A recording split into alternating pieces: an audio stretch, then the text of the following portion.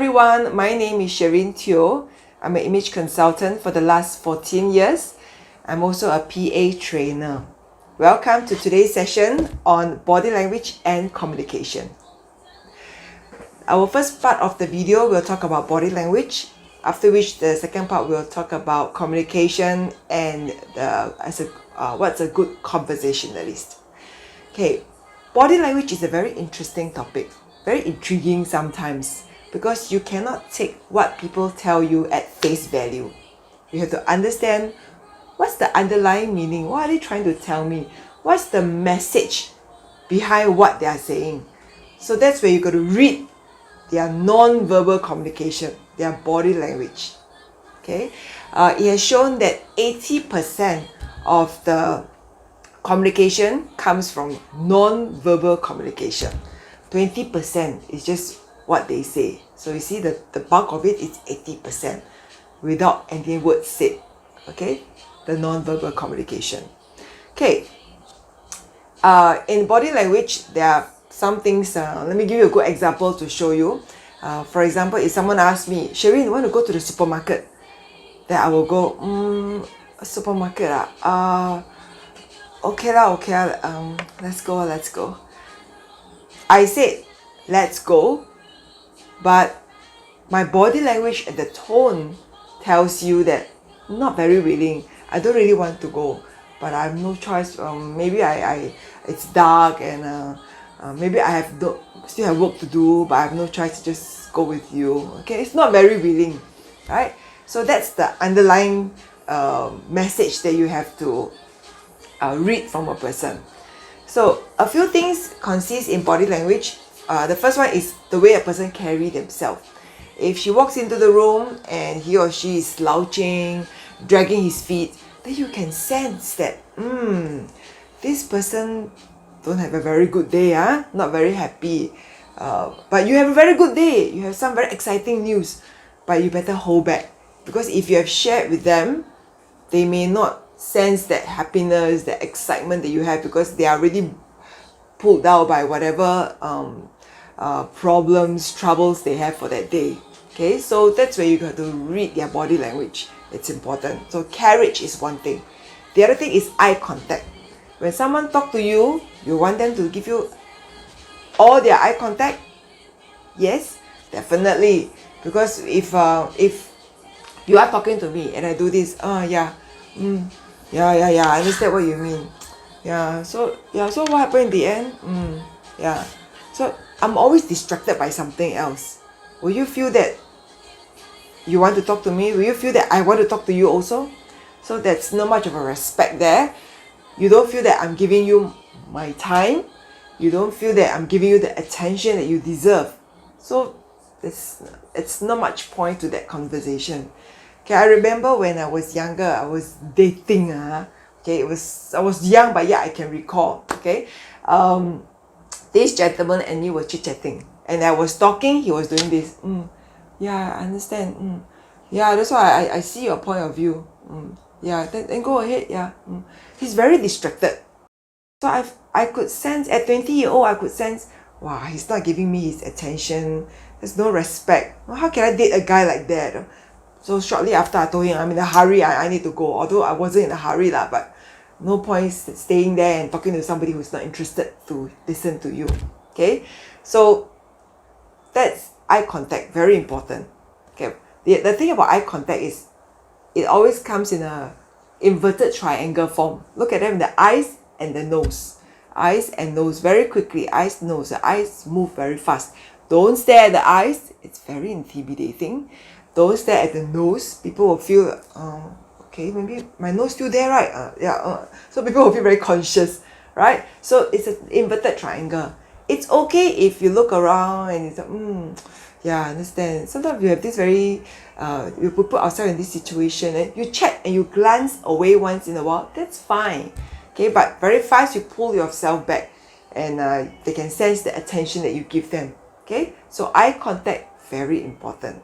Okay, the other thing in your facial expression, smile.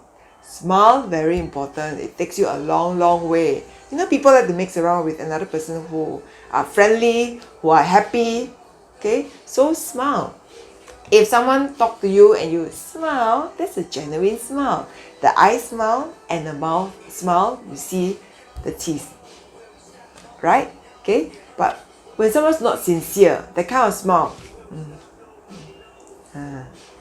you can sense it because the eye's not smiling, the mouth is smiling.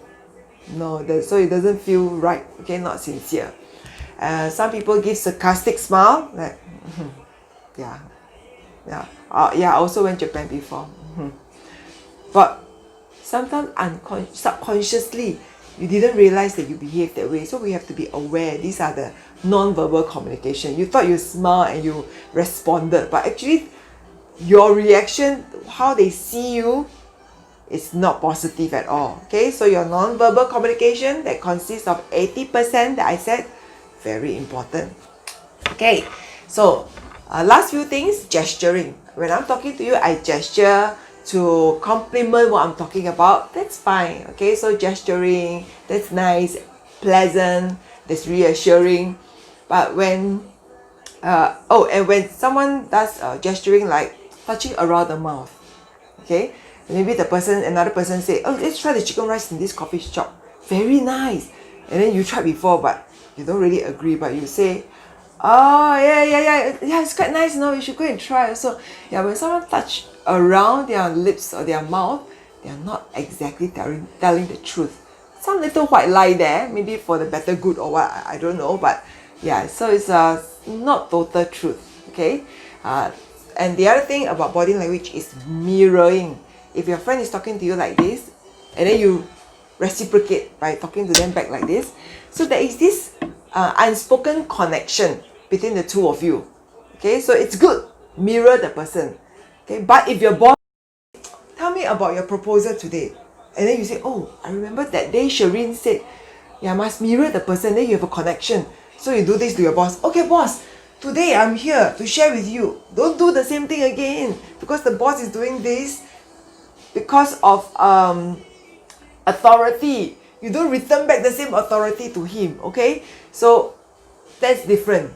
But when you're networking, talking to friends, talking to anybody on the more casual or even business level, just subtle gesture, you mirror them, it's good.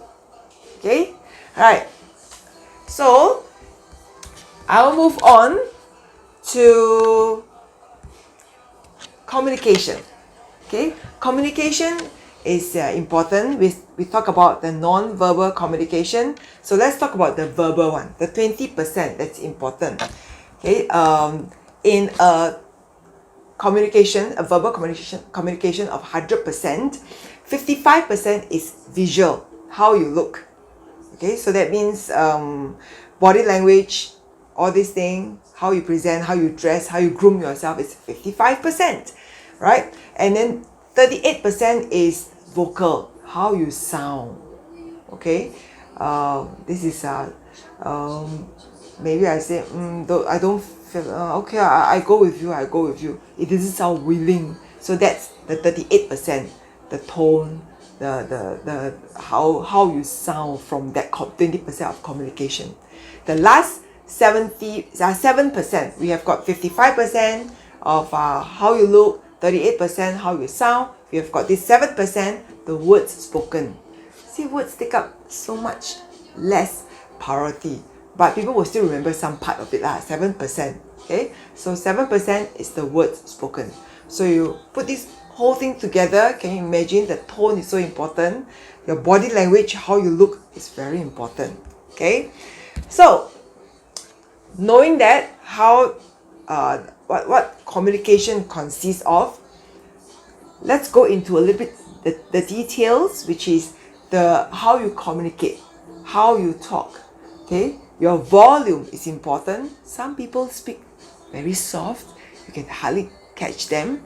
So people like me will say, sorry, can you say that again? I cannot really hear you. Okay, very soft. Some people speak very fast. I do have a girlfriend who speaks very fast, and when she explains something, I'm doing this, then you better go to step 1 to step 2, and then you go on from here, then from there you can know what to do next. Then I'm like, wait, sorry, repeat again. Alright, some people who are shy may not tell you to repeat again, and they just don't catch your whole message. So don't speak too soft, not too loud that you will affect other people, and of course don't speak too fast. Okay, it sounds simple, but if you observe people around you, you will be able to see some people who do things like that. Okay, your tone, we have spoken enough about tone, very important. It's also part of non-verbal communication. Your mannerism, like yeah, so you understand what I mean? Okay, sometimes people have a kind of, or they have a kind of habits. They will okay. So the step one, okay, we'll do this. Okay, there's a lot of okay inside, so you have to be conscious. Okay, so things like during your presentation, your conversation with friends, yeah, you got to take note of these things. If we are conscious and we are aware, slowly we will be able to adjust and improve ourselves. Yeah, your accent. Okay, take note of your accent. Sometimes if you speak with a certain kind of accent and people feedback to you, you may also want to take note. Your pronunciation. Okay, there are words sometimes we pronounce wrongly. You know, in Singapore we are so casual, and sometimes we have all sorts of languages, and we get the pronunciation may get a little bit mixed up sometimes. So take note of those pronunciation. Like some people say pronunciation, it's pronunciation. Some people say flour, but it's called flour. Okay, it's different. It may not be exactly what you thought it is. Right? Moving on to being a good conversationalist. Okay, I have a few points here to share with you about being a good conversationalist, so you will not run out of topics. But we will just share with you 3 good ones today. The first one, common interest.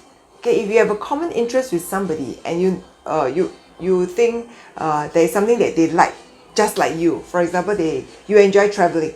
They enjoy traveling. This person enjoy traveling too. So you can start off a conversation using traveling. Say, oh, so you mentioned you went to Middle East before. Wow. Said, I also enjoy traveling, but that's one of those places I've never been before. Then you will want to hear from them.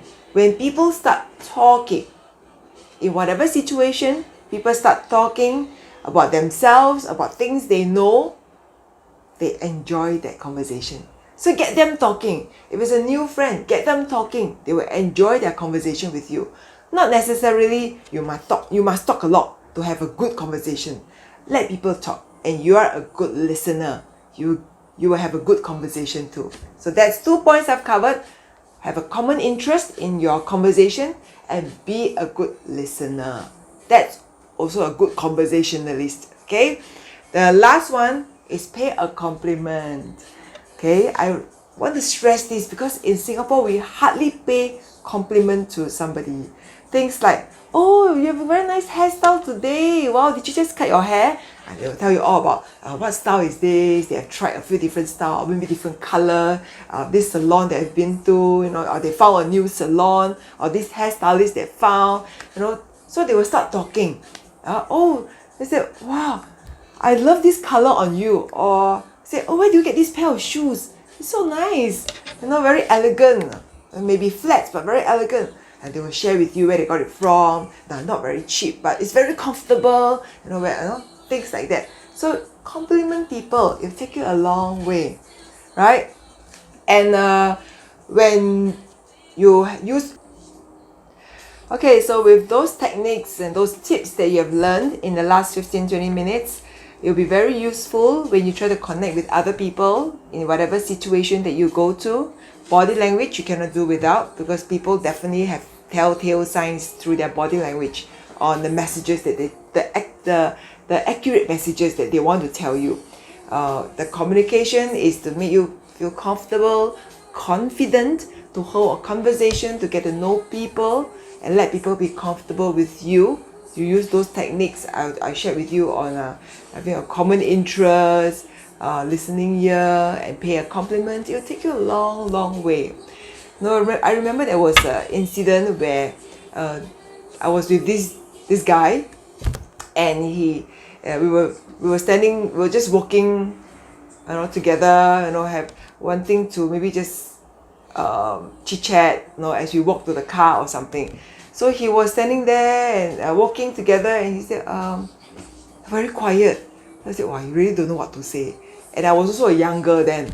He would say things like, what, today there's moon, huh? Then I was thinking, there is moon, okay. And then he went on and said, today the moon very bright, huh? I was like, okay, the moon very bright. So it's like you really don't know what to say when you are nervous. Okay, so with those techniques and tips, I hope it will give you more ideas of how you can hold a conversation better with other people. You can read their body language better so that people will feel at ease with you, and you can have a good conversation with people whereby you can build stronger relationships with others. So with that, I'm Sherrine from Image and You and a trainer with People Association. All the best. See you around.